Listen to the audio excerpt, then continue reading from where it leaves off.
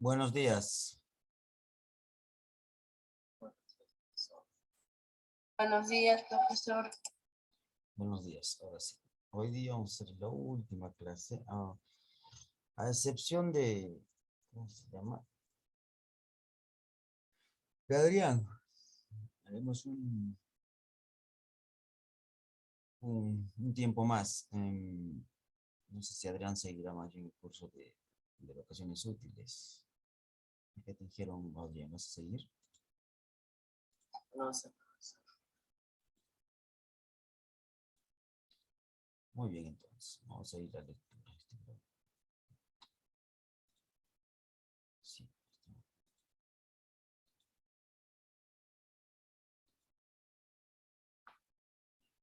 Muy bien, entonces.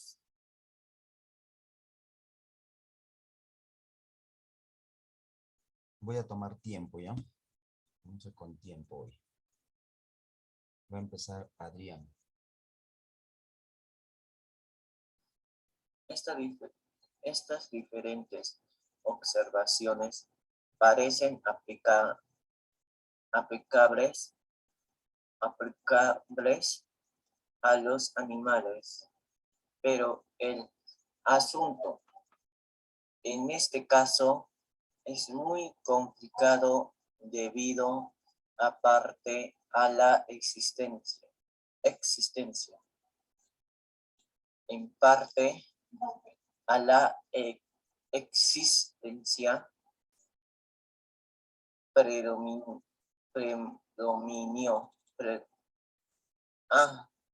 de caracteres sexuales secundarios, pero más especialmente a que el predominio en transmitir la semejanza es más enérgico, pasando por un sexo que por el otro, tanto cuando una especie se cruza con otra especie como cuando una variedad se cruza con otra variedad. Por ejemplo, creo que tiene razón los autores que sostienen que el asno tiene una acción predominante sobre el caballo, de modo que tanto el mulo como el burdegano se asemejan más al asno que el caballo, pero el predominio se asemejan más al asno que al caballo, pero el predominio es, eh, es más energético por el carrañón que por la borrica, de modo que el mulo, que es hijo de Garrañón y yegua, es más parecido al asno que el burdegano, que es hijo de borrica y caballo. Se ha dado mucha importancia por algunos autores al hecho de que solo los mestizos, la descendencia no tiene una carácter intermedio, sino que se asemeja descendencia. En los mestizos, la descendencia no tiene un carácter intermedio, sino que se asemeja mucho a uno de sus padres. Pero esto ocurre también en los híbridos, aun cuando convengo que con mucho menos frecuencia que en los mestizos. Híbridos, aun cuando convengo que con mucha menos frecuencia que en los mestizos. Considerando los casos que he reunido de animales cruzados que se asemejan mucho a uno de los padres, las semejanzas parecen limitadas principalmente a caracteres de naturaleza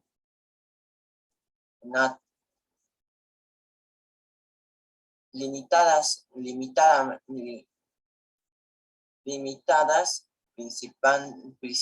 principalmente a caracteres de naturaleza casi monstruosa y que han aparecido de repente, tales como albinismos,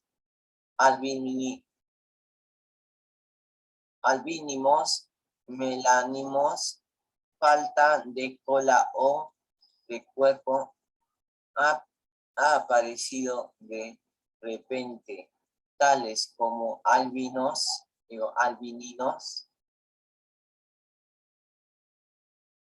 albinismo, melanismo, Piensa, miedo.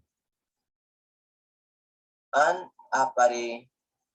aparecido de repente, tales como albinismos, melanimos, falta de cola, De nuevo.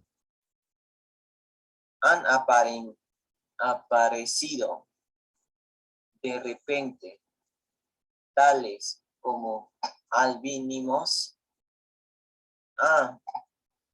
albinismo, melanismo, De nuevo. han aparecido de repente, tales como albinismo, melanismo, falta de cola o cuerpo, o demos adicionales de cuernos o dedos adicionales, y no se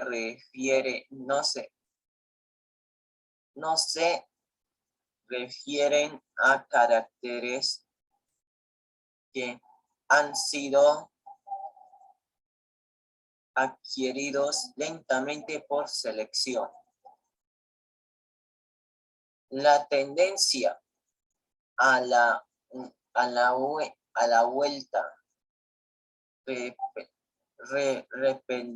repentina al carácter perfecto de uno u otro de los padres tendría también que presentarse con más facilidad en los mestizos que descienden de variedades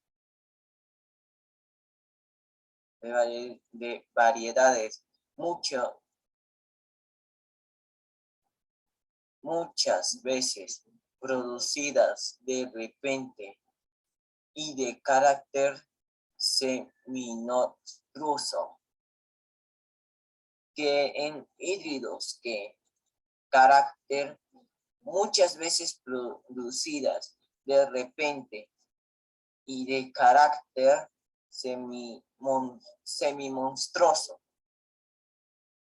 que en híbridos que descienden de especies producidas lenta y naturalmente.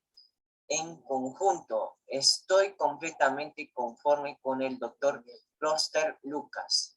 Digo, Prosper Lucas, quien, después de ordenar un menor cúmulo de hechos referentes a los animales llega a la conclusión de que las leyes de semejanza animales llega a la conclusión de que las leyes de semejanza del hijo con animales llega a la conclusión de que las leyes de semejanza del hijo con sus padres, con las mismas, tanto si los padres difieren poco con sí, difieren mucho entre sí. Sus padres con las mismas, tanto si los padres difieren como si poco como si difieren. Sus padres son las mismas.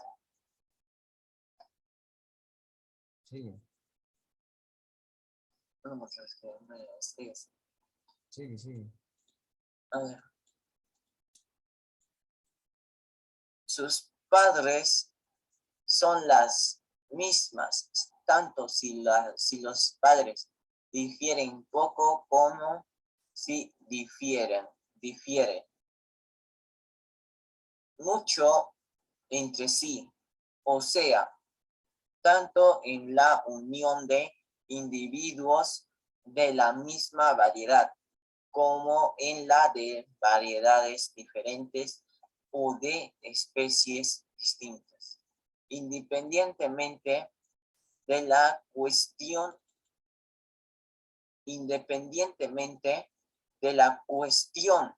de la fecundidad y esterilidad por todos los otros conceptos. Parece haber una semejanza estrecha y general entre la descendencia del cruzamiento de especies y la del cruzamiento de variedades. Si consideramos las especies como creadas especialmente y las variedades como producidas por leyes secundarias, esta semejanza sería variedades como producidas por leyes secundarias. Esta semejanza sería un hecho sorprendente. Pero este hecho se armoniza perfectamente con la opinión de que no hay diferencia esencial entre especies y variedades. Muy bien. Sigue. Diego. Diego. Resumen. Los primeros cruzamientos entre formas lo bastante distintas para que sean clasificadas como especies y los híbridos de ellas. Profesor, se ha olvidado de decir resumen. Sí dije resumen. Sí dije. Son muy generalmente, aunque no siempre, estériles. La esterilidad presenta todos los grados y con frecuencia es tan ligera que los experimentadores más cuidadosos han llegado a conclusiones diametralmente opuestas al clasificar formas mediante esta prueba. La esterilidad es variable por disposición innata en individuos de la misma especie y es sumamente sensible a la acción de condiciones favorables y desfavorables. El grado de esterilidad no acompaña rigurosamente la afinidad sistemática, sino que es regulado por diferentes leyes curiosas y complicadas. En general es diferente, y a veces muy diferente. En los cruzamientos recíprocos entre dos mismas especies. No siempre es el mismo grado en el primer cruzamiento y en los híbridos producidos por este. Así es como al injertar árboles, la capacidad de una especie o variedad para aprender en otra depende de diferencias, generalmente de naturaleza desconocida en sus sistemas vegetativos. Del mismo modo, en los cruzamientos, la mayor o menor facilidad de una especie para unirse a otra depende de diferencias desconocidas en sus aparatos reproductores. No hay más razón para pensar que las especies han sido dotadas especialmente de diferentes grados de esterilidad para impedir su cruzamiento y confusión en la naturaleza, que para pensar que los árboles han sido dotados de grados diferentes y algo análogos de dificultad al ser injertados, con objeto de impedir en los montes su injerto por aproximación. La esterilidad en los primeros cruzamientos y en los de su descendencia híbrida no ha sido adquirida por selección natural. En los primeros cruzamientos parece depender de diferentes circunstancias. En muchos casos depende, en gran parte, de la muerte prematura del embrión. En el caso de los híbridos, parece depender de toda su organización ha sido perturbada por estar compuesta por dos formas distintas, siendo la esterilidad muy semejante a la que experimentan con tanta frecuencia las especies puras cuando se someten a condiciones de vida nuevas y no naturales. Quien explique estos últimos casos podrá explicar la esterilidad de los híbridos. Esta opinión se encuentra vigorosamente sostenida por un paralelismo de otra clase. O sea que, en primer lugar, pequeños cambios en las condiciones de vida aumentan el vigor y fecundidad de todos los seres vivientes. Y además, el cruzamiento de formas que han estado sometidas a condiciones de vida ligeramente diferentes o que han variado es favorable al tamaño, vigor y fecundidad de la descendencia. Los hechos citados acerca de la esterilidad de las uniones ilegítimas de plantas difumorfas y trimorfas y de su descendencia ilegítima hacen, quizá, probable el que existe algún lazo desconocido que una en todos los casos la fecundidad de las primeras uniones con las de los descendientes.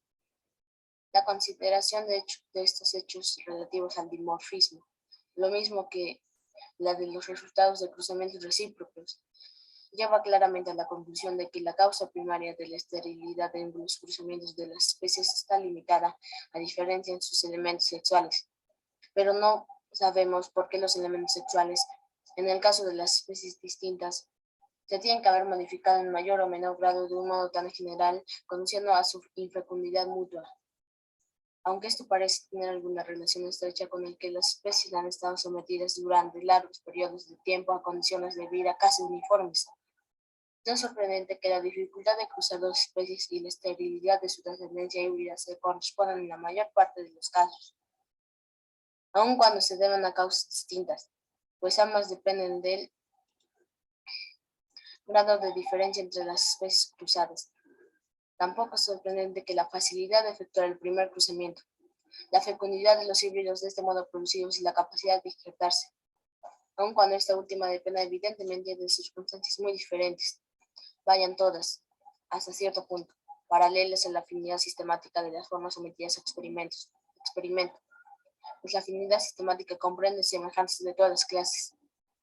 Los primeros cruzamientos entre formas que se sabe que son variables o lo suficientemente parecidas para ser consideradas como tales, y los cruzamientos entre sus descendientes mestizos son generalmente fecundos, pero no invariablemente como con tanta frecuencia se ha afirmado.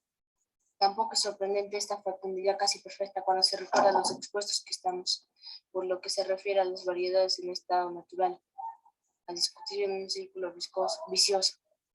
Y cuando recordamos que el mayor número de variedades han sido producidas en domesticidad por la selección de simples diferencias externas y no han estado sometidas durante mucho tiempo a condiciones uniformes de vida, debemos especialmente presente también que la domesticidad prolongada tiende a eliminar la esterilidad y por consiguiente es poco adecuada para producir esta misma cualidad. Independientemente de la cuestión de la fecundidad, por todos los otros conceptos existe la mayor semejanza general entre híbridos y mestizos en su variabilidad, en su facultad de absorberse mutuamente por cruzamientos repetidos y en heredar caracteres de ambas formas progenitoras. Por último, pues, aun cuando estemos tan ignorantes de la causa precisa de la esterilidad de los primeros cruzamientos y de los híbridos, como lo estamos de por qué se vuelven estériles los animales y plantas sacados de sus condiciones naturales. Sin embargo, los hechos citados en este capítulo no me parecen opuestos a la idea de que las especies existieron primitivamente como variedades. Capítulo 5 de la imperfección de los registros geológicos. En el capítulo 6 he enumerado las objeciones principales que se podían presentar razonablemente en contra de las opiniones sostenidas en este libro. La mayor parte de ellas han sido ya discutidas. 1. La distinción clara de las formas específicas y el no estar ligadas entre sí por innumerables formas de transición. Es una dificultad evidentísima. He expuesto razones por las cuales estas formas de tránsito no se presentan, por lo común, actualmente, aún en las circunstancias al parecer las más favorables para su presencia, o sea, en un territorio extenso y continuo, con condiciones físicas que varían gradualmente de unos lugares a otros. Me esforcé en demostrar que la vida de cada especie depende más de la presencia de otras formas orgánicas ya definidas que del clima, y por consiguiente, que las condiciones de vida reinantes no pasan en realidad tan insensiblemente por las gradaciones como el calor y la humedad.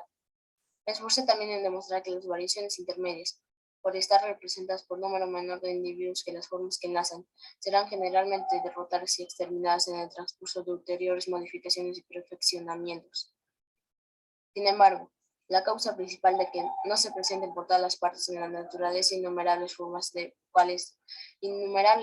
intermedias depende del proceso mismo de selección natural, mediante el cual variedades nuevas ocupan continuamente los opuestos de sus formas madres a las que suplantan. El número de variedades intermedias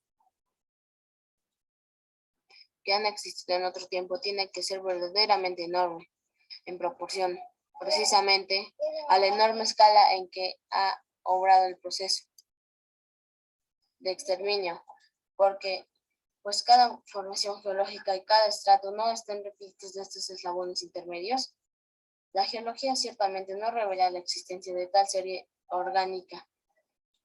La geología ciertamente no revela la existencia de tal serie orgánica delicadamente gradual. Y esta, quizá, la objeción más grave y clara que puede presentarse en contra de mi teoría. La explicación está, a mi parecer, en la extrema imperfección de los registros geológicos. En primer lugar, habría que tener siempre presente qué clase de formas intermedias tienen que haber existido en otro tiempo. Según mi teoría, considerando dos especies cualesquiera, he encontrado difícil evitar el imaginarse formas directamente intermedias entre ellas. Pero esta es una opinión errónea. Hemos de buscar siempre formas intermedias entre cada una de las especies y un antepasado común y desconocido. Y este antepasado, por lo general, habrá diferido en algunos conceptos de todos sus descendientes modificados. Demos un ejemplo sencillo. La paloma colipavo y la buchona descienden ambas de la paloma silvestre. Si poseyésemos todas las variedades Está mal intermedias esta palabra, está mal escrito. Poseyésemos. Si poseyésemos todas las variedades intermedias que han existido en todo el tiempo, tendríamos dos series sumamente completas entre ambas y la paloma silvestre. Pero no tendríamos variedades directamente intermedias entre la colipavo y la buchona. Ninguna. Por ejemplo, que reuniese una cola algo extendida con el buche algo dilatado, que son los rasgos característicos de estas dos razas.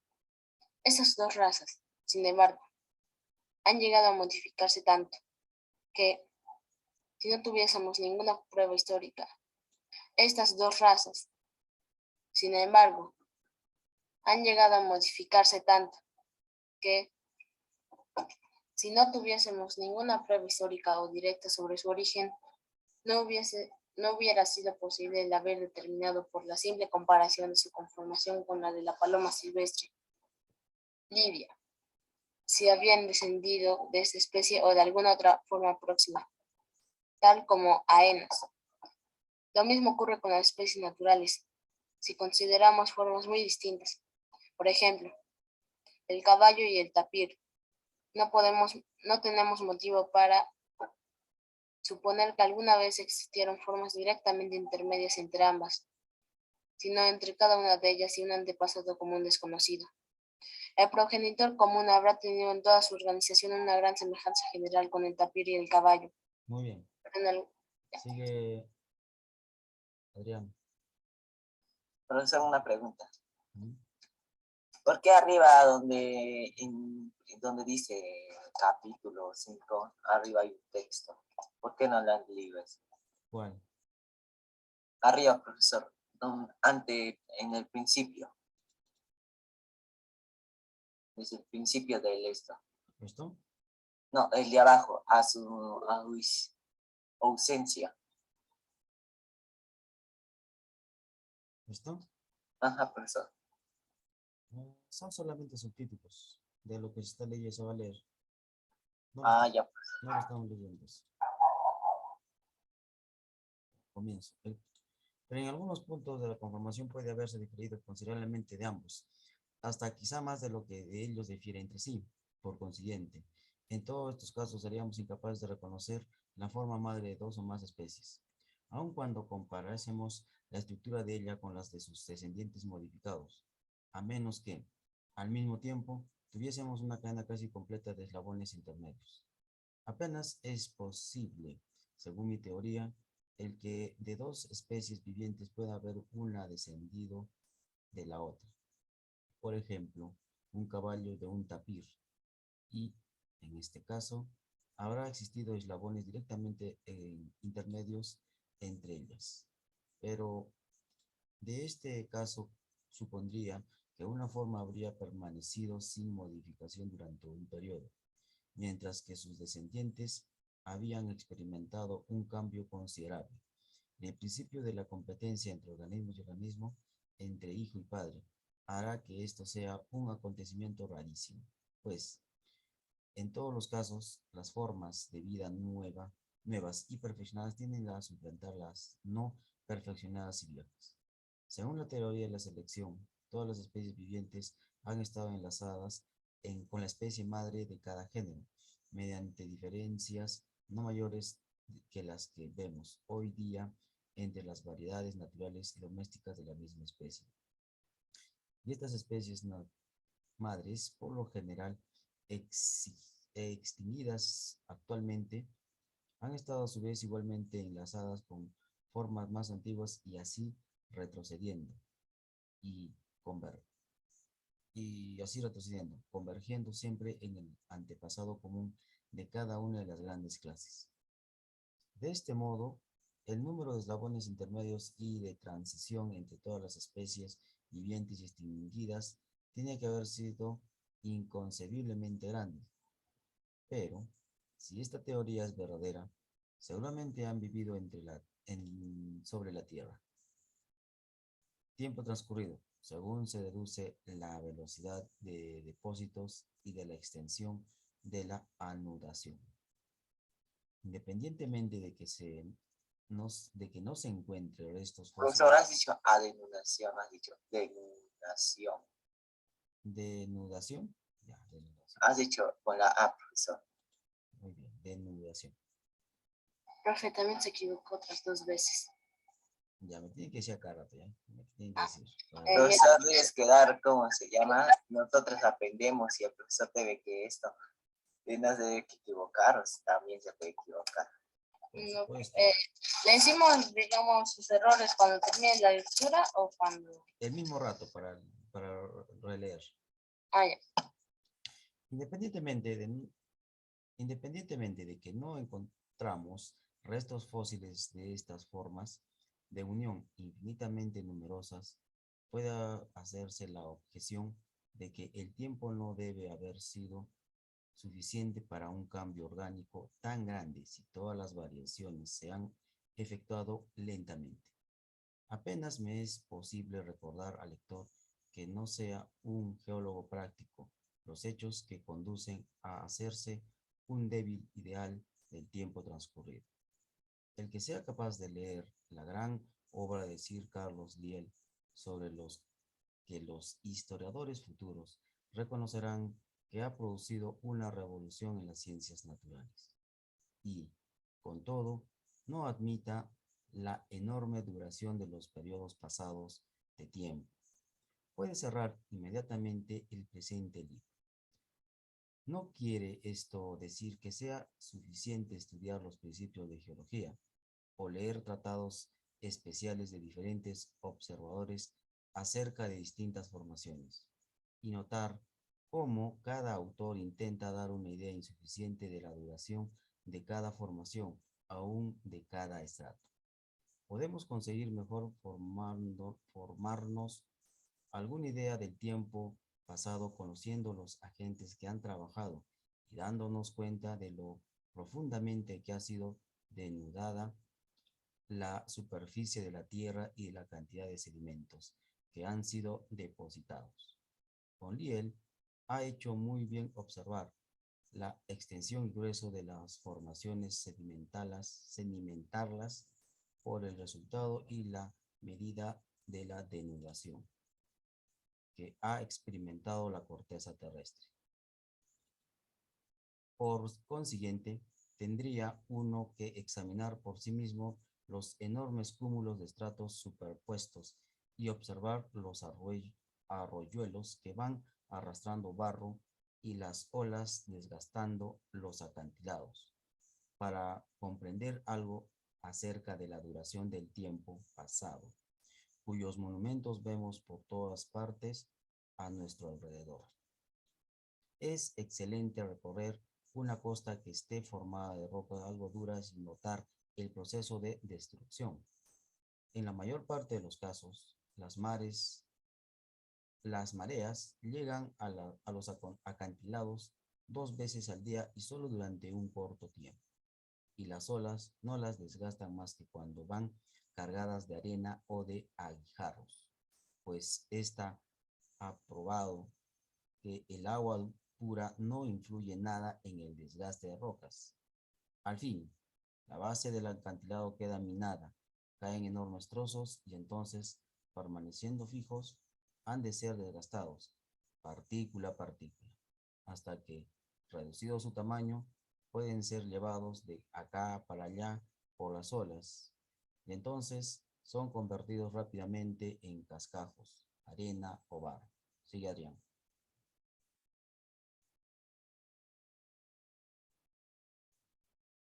Adrián.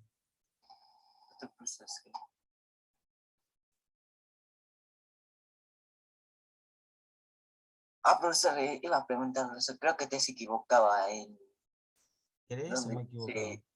el libro parece, arriba había una parte de decía libro. Parece que Diego, ¿me he equivocado? No. Sigue Adrián. yo creo que sí. Ya, sigue Adrián. Al fin, la base del acantilado queda minada. ¿Por qué al fin? No, pero es el que me estoy distraído ahorita, me distrae.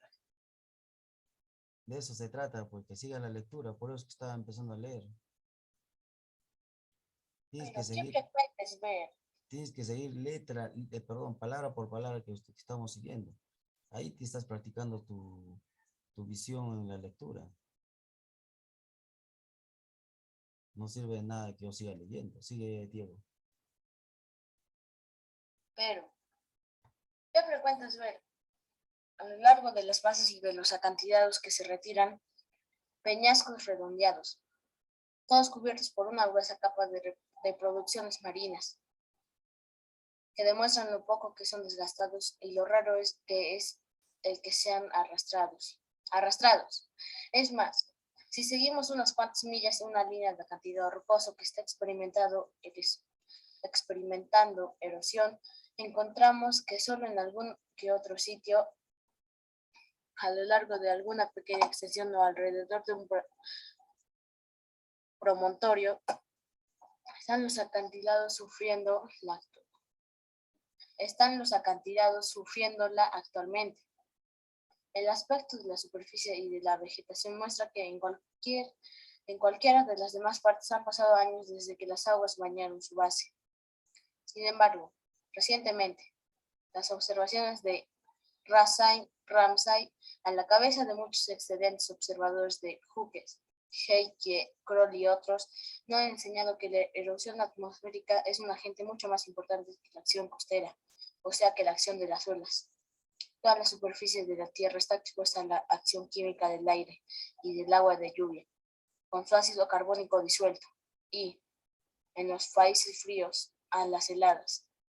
La materia desagregada es arrastrada, aún por los declives suaves, durante las lluvias fuertes, y más de lo que podría suponerse por el viento, especialmente en los países áridos. Entonces es transportada por las corrientes y ríos que, cuando son rápidos, ahondan sus cauces y trituran los fragmentos.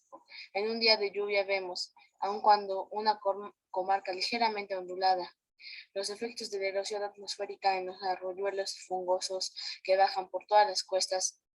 Mr. Ramsay y Mr. Whittaker han demostrado, y la observación es notabilísima, que las grandes líneas de escarpas del distrito guáldico y que se extienden a través de Inglaterra, que en otro tiempo fueran consideradas como antiguas costas, no pueden haberse formado de este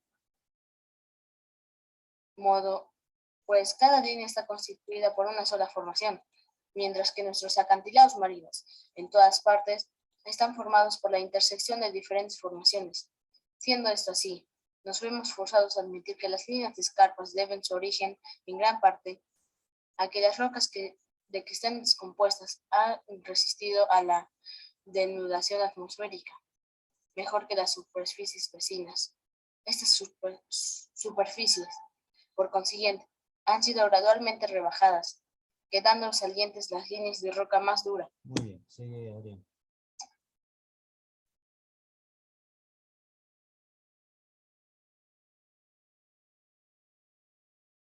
Adrián.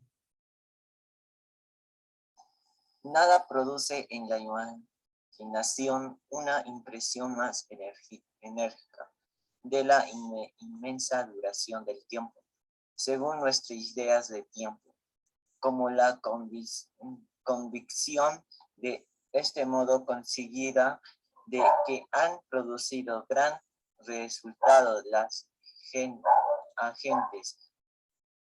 La convicción de este modo conseguida de que han producido grandes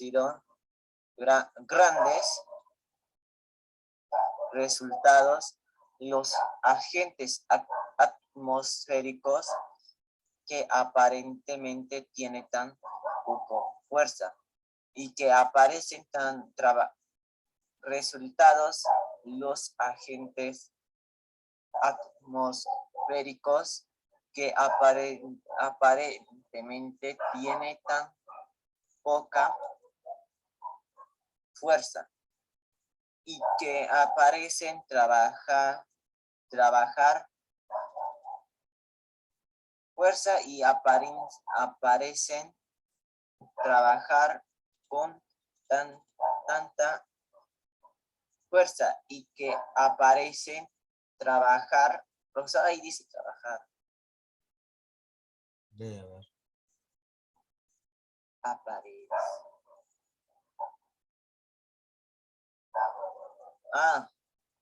Fuerza y que aparecen trabajar con tanta lentitud.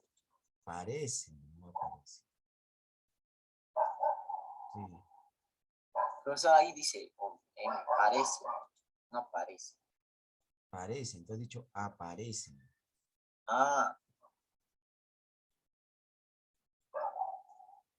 Una vez impuesto así de la lentitud con que la Tierra es desgastada por la acción atmosférica y litoral,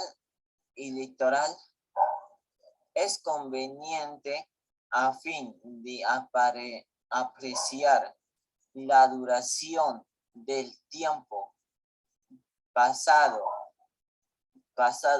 considerar de una parte las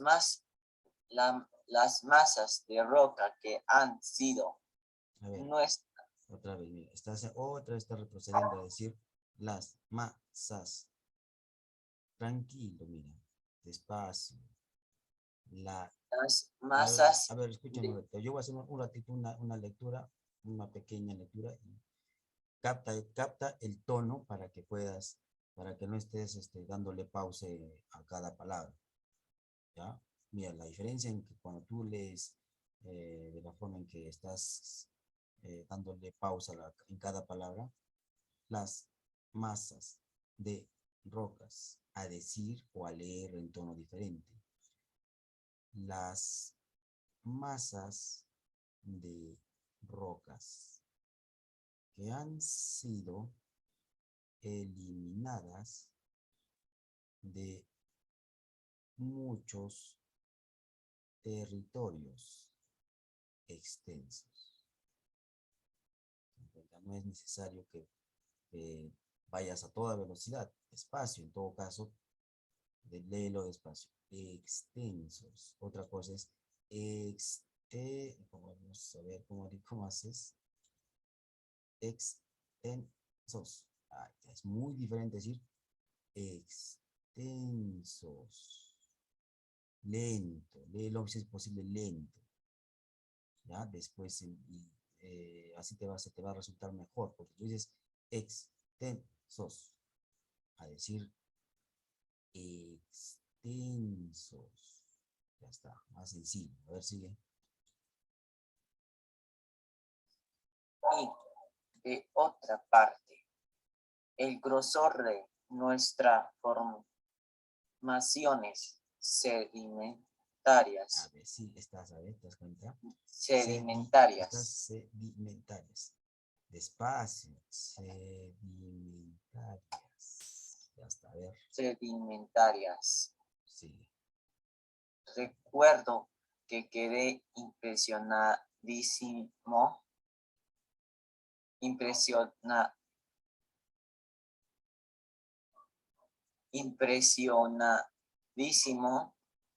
cuando vi islas volcánicas que habían sido desgastadas por las olas y recortadas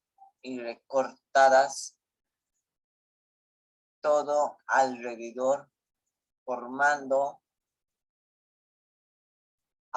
acantilados perpendiculares de 1000 a 2000 pies de altura.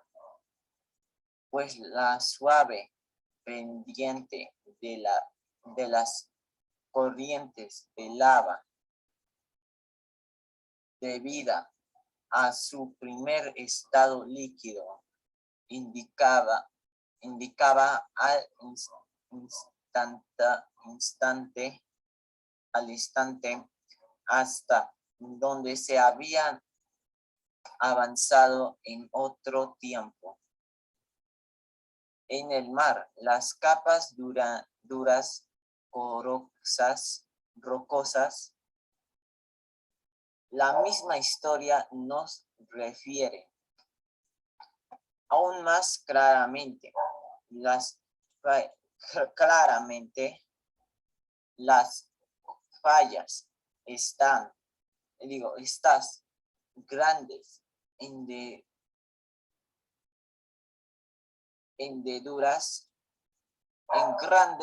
hendeduras, estas grandes hendeduras a lo largo de la de las cuales los estratos se han levantado en un lado o hundido en el otro hasta una altura A ver, otra vez.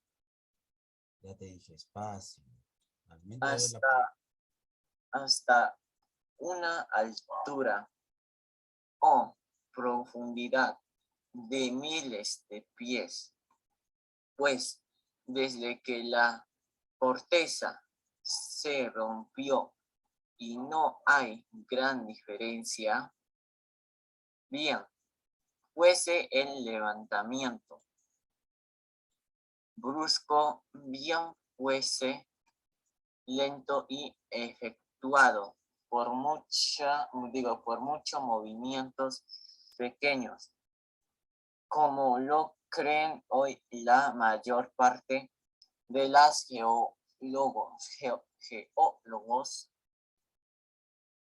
de los geólogos. La superficie de la Tierra ha sido nivelada tan por completa que exteriormente, que exteriormente no es visible indicio alguno de estas grandes dislocaciones. La falla de Klaven, por ejemplo,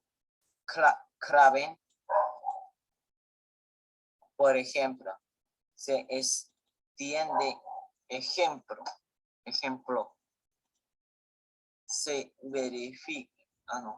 se extiende a más de 30 millas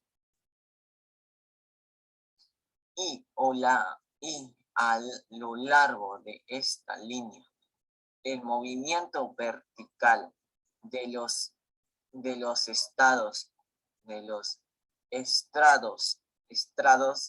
varía de 600 a 3000 pies.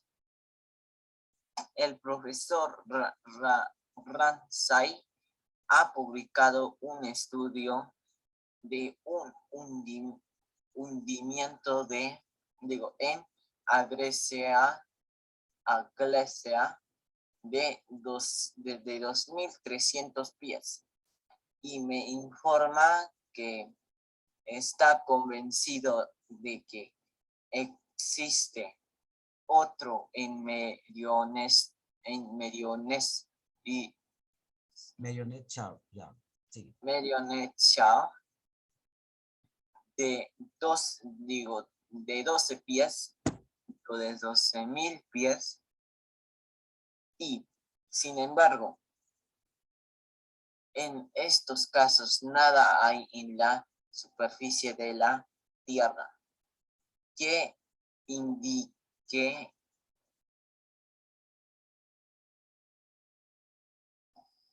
tan prodigioso movimientos, pues el cúmulo de rocas, tierra que indique tan prodigioso movimientos, pues el cúmulo tierra que indique tan prodigiosos movimientos. ¿Por qué crees que te he marcado? A ver. ¿Ah? ¿Por qué crees que te he marcado? Por ser más marca todo. ¿Por qué? Que leí mal. ¿Cuál has leído mal? Prodigiosos.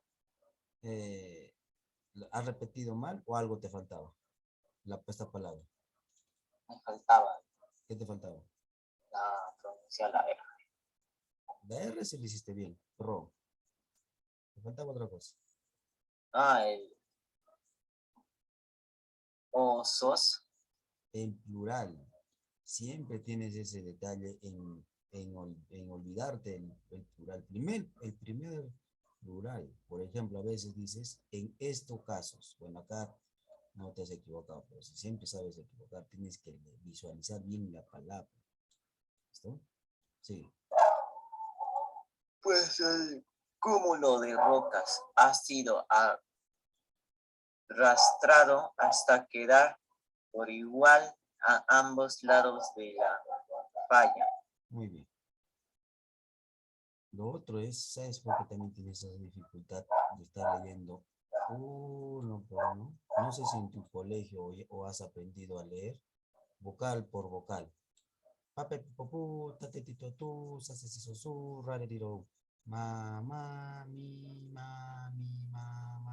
Así, ¿no? Por eso esa dificultad. Ya no se hace esa forma de lectura. La forma de lectura ahora son de una sola palabra. Por eso primero tienes que visualizar. O sea, ya conoces los pronunciamientos, más conoces toda la palabra, conoces toda esta palabra, sabes cómo se dice. Lo único que tienes que saber, tienes que primero visualizarla para pronunciarla en tu mente y después vocalizarla, hablar, o en todo caso, despacio. Prodigiosos, porque es muy diferente decir prodigiosos, movimientos, pues el cúmulo de rocas han sido arrastrado. ¿Sí? Rocas ha sido arrastrado hasta, ya veo, estoy mucho. Ya, el detalle, entonces, para no tener ese silabeo, entonces, leerlo despacio. Prodigiosos movimientos, pues, el cúmulo de rocas han sido arrastrados. Voy a hacerlo más despacio, ¿no? Han sido arrastrado. Bueno, ha sido arrastrado